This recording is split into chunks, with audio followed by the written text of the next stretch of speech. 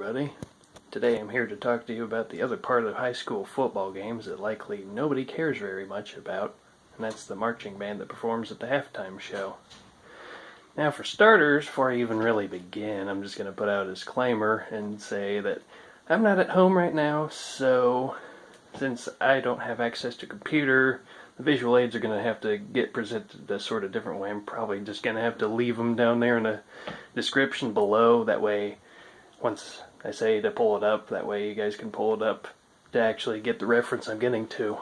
Anyway, to begin, I suppose, how I started into marching band myself was basically the only reason why is because my mother was a trumpet player and she still had her old trumpet from when she was playing during high school and her college days, and I ended up picking it up after her and ended up being in the middle school band.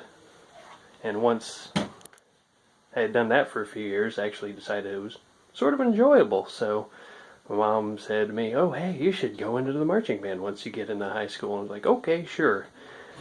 They kind of left out the part where they didn't mention that you don't really get a summer vacation if you're in marching band, though. And the reason for this is why, which is kind of funny, as much as you might hear the football players back then complaining about, "Oh, we have to do 2-a-days, oh, da, da, da."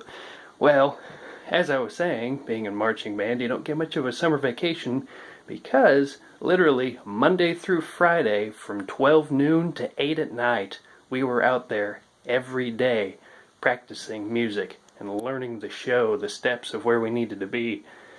And to think that was just my perspective from being third chair freshman trumpet, not knowing what in the world was going on. I couldn't even imagine the steps and all the creative work that had to have been put in by people like the band director themselves to find the music, or the creative director actually having to plot out the steps like that on the field for 90 plus people is how many we had in our band. Of course, that kind of varies wildly depending on how big your school is.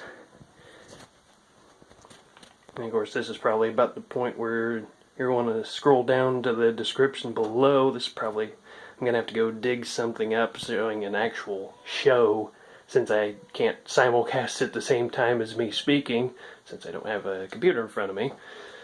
But, as I was saying, like I said, I could not even imagine the work that had to been put in, not only by us 90 plus marchers actually on the field, then probably at least 30 some people down the percussion pit, even though they had it slightly easier since, they didn't have to be at a certain point in the field at a certain time in the music.